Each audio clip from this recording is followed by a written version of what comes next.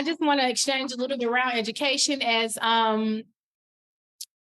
Black women, we have the highest, we have the most college degrees. Would you know about that statistic? Like Black women have the most college degrees, but we have the most debt. We have the most debt, the highest debt. And I just really like to be transparent about what education truly has done to our community, what education truly does to us as individuals. And I want to just kind of get your insight on that because I know that you and I both have a college degree. I stopped there. I will give this little snippet on my education, but we met in high school. Obviously, we both went to high school and we both went off to college. But I remember, and one thing I always share, I knew I wanted to be a teacher. That's the only reason I went to college. Of course, my family definitely wanted me to go to college.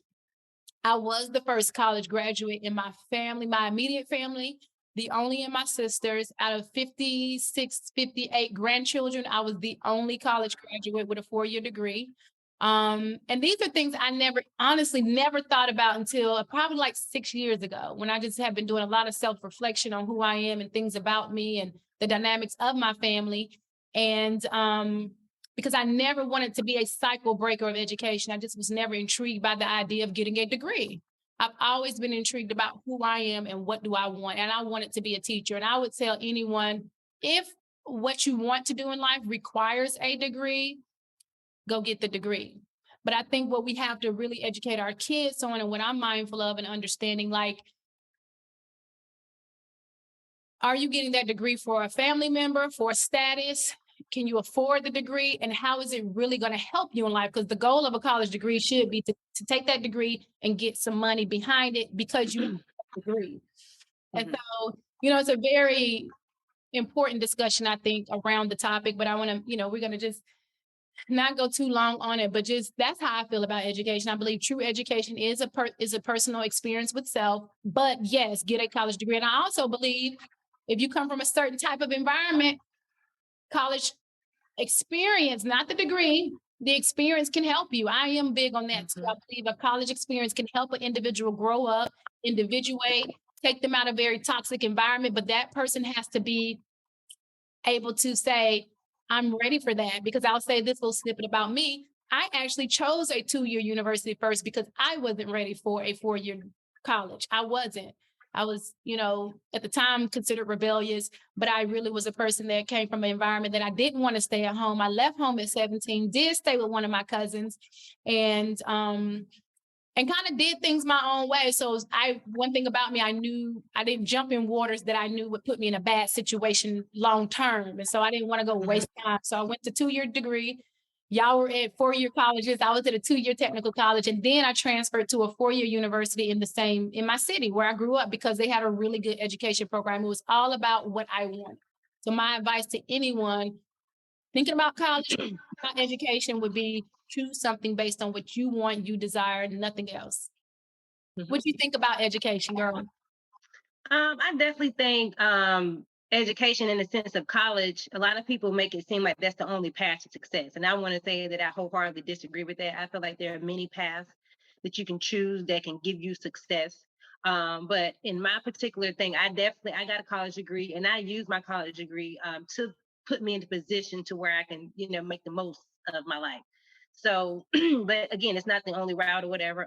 I've gotten a college degree. I've also gotten certifications, but I've also got one of the certifications that I got, I think I paid the least for it was like $200. That's what really put me in a position to be where I am today. And not that, again, the college degree did help as well, but just the education in a non-general sense, just reading, training, online webinars, or whatever you can do to try to educate. Like you said, whatever you want to do, you can take a class on it or a seminar on it or something or whatever. If it's something you want to do to increase your knowledge on a particular subject or topic. So that's what I feel like education in some senses I feel like is overrated, but not to the point where I feel like the education minimizes your risk. Because no matter what you do, what profession you do, what investment, you're always going to be faced with risk, and education can minimize that risk. I love that. Why do you think why do you think Black women, we have the highest? Do you think Black women as a whole, we put a It gives us a status to have a degree, you know, a undergrad, a master's, even a doctorate. I definitely work with a young lady. I know she's always told me she wanted her doctorate. And then when she hit her 20s, 25, she said, what I need a doctorate for? What I really want in life does not require a doctorate. And what I'm doing now didn't even require my master's. And I personally believe Black women, we do use that as a status. Now, I think it comes subconsciously because of our upbringing, because, you know, education, a lot of our parents, grandparents weren't educated.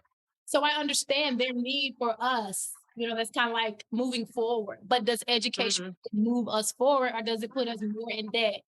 And that's more of a, you know, it's an opinion. But statistics does show we're in debt behind it. And Well, I no, that ain't opinion. That's some that's a fact. You can fact. definitely support that fact. But Yeah, I feel like not only the type of education, it's just what you choose to put your degree into, whatever. Because some degrees you get a good return for your investment. Because I mean, a college degree or just education is investing in yourself. You know what I'm saying? So there are better ways you can get a return for that investment, and then there are ways that you can't. So you have to be mindful of the degree that you choose and the path that you choose up front to know. Now, granted, I'm not saying you're doing things for the money. Don't ever just chase certain things for the money, but you also have to be realistic about the path that you're choosing.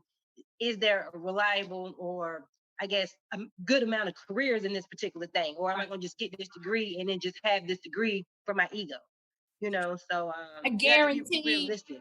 Great. A lot of our community, there's two, you know, liberal arts and business administration. These are two degrees that are very common in our community. Liberal arts, you don't need what it shows, there's nothing there. And then honestly, business administration, most entrepreneurs don't even have, shoot, if we look at really what society, the top, they dropped out of college. We know that, but you don't need a degree for business administration. Even me, I had to be honest with myself. Because as a teacher, it's like, okay, what's the next step? Principal.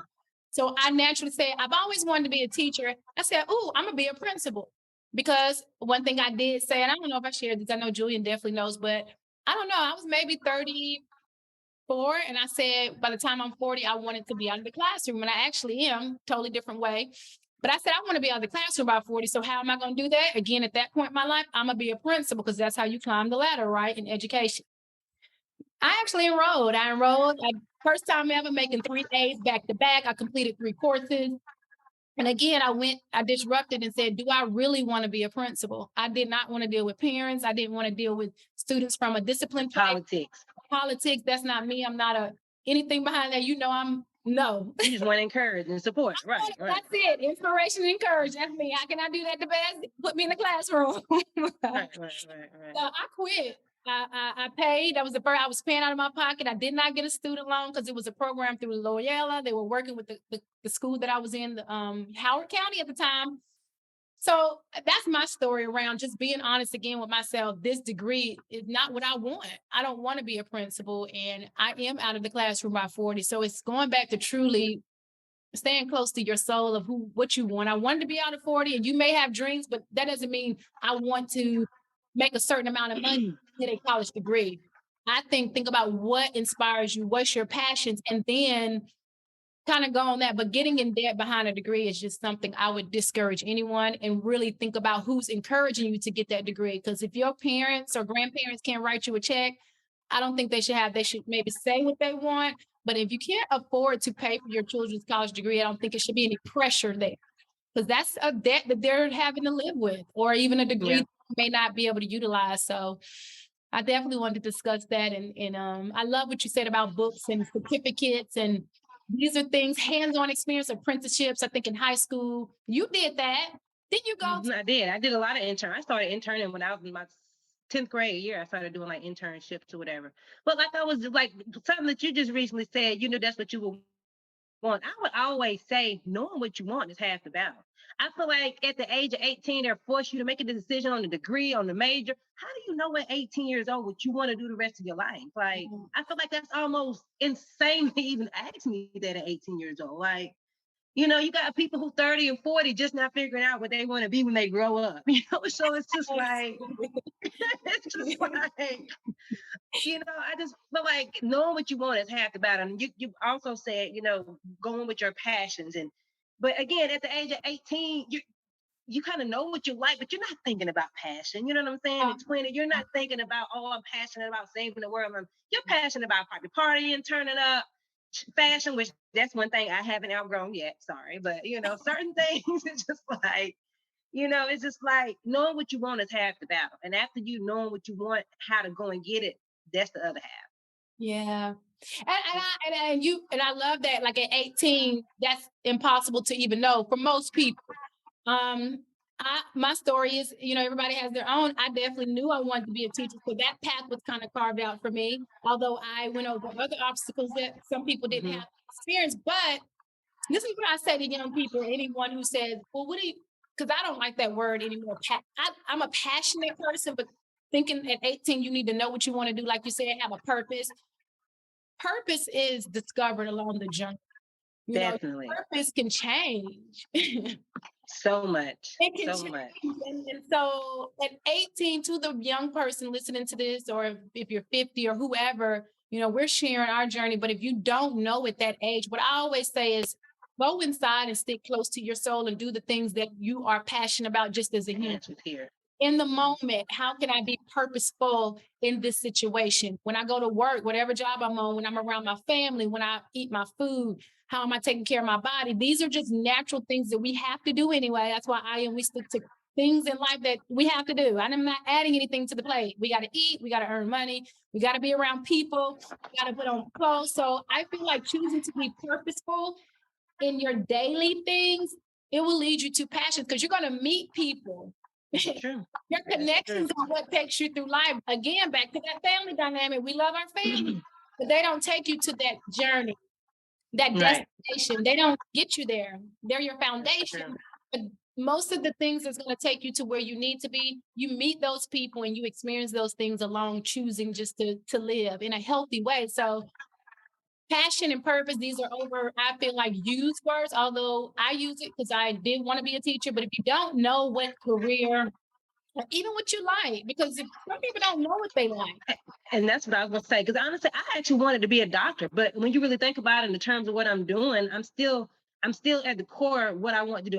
I love healthcare. I was passionate about helping people, you know what I'm saying? And just helping them. So it's just like, and I've always been in the healthcare field some kind of way, to analyzing medicine or something like that or whatever. Not always, but it's just like, I'm not too far from what I initially started out wanting to do. Healthcare. I wanted to help people, whatever. I wanted to create cures for things or whatever. And honestly, I wouldn't have been able to do it taking that route that I wanted to do. Like, thank God I had a change of plans, because if I would have got that medical degree and been in so much debt and didn't realize what I realized, oh man, you're talking about somebody been mad.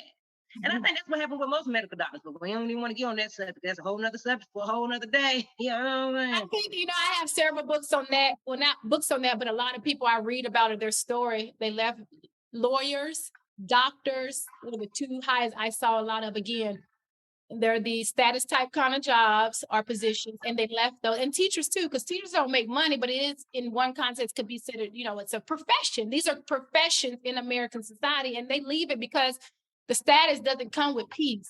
Status doesn't come with comfort. Money doesn't bring any type of cure for loneliness, or feeling like I'm so detached from what I actually want to do. Helping people doesn't mean you have to be a nurse. Loving animals doesn't mean you need to be a veterinarian. There's so many ways to do.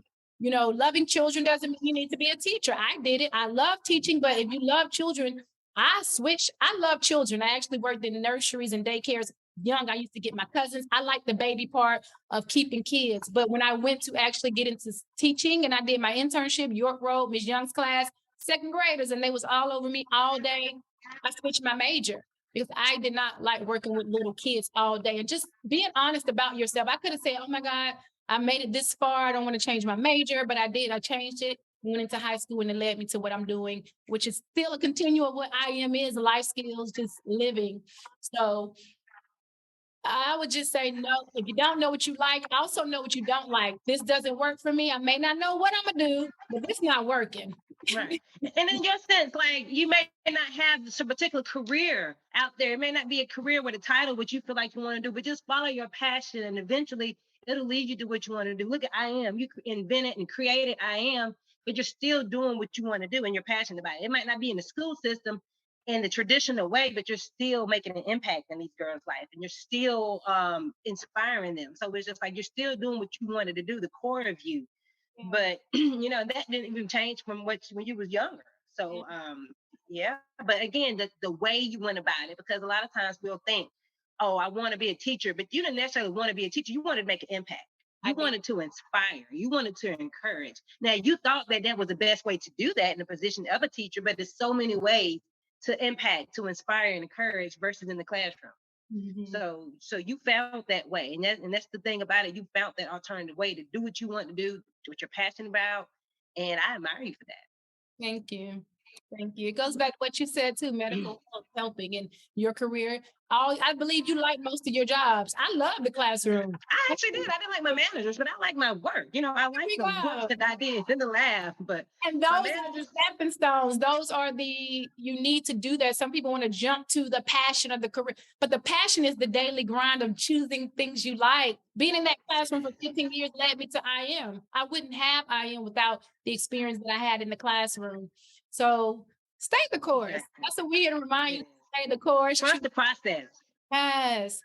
Choose books. What else you said? Certifications, online courses. YouTube is now a master class. YouTube, girl, I say I go to YouTube and Google University sometimes because I'm telling you, you think you can't use the information that you need. And granted, you got to make sure you verify it. Don't just Google anything, Right. but and make sure it's a good resource. But yeah, you can't have any excuse these days for not knowing or not.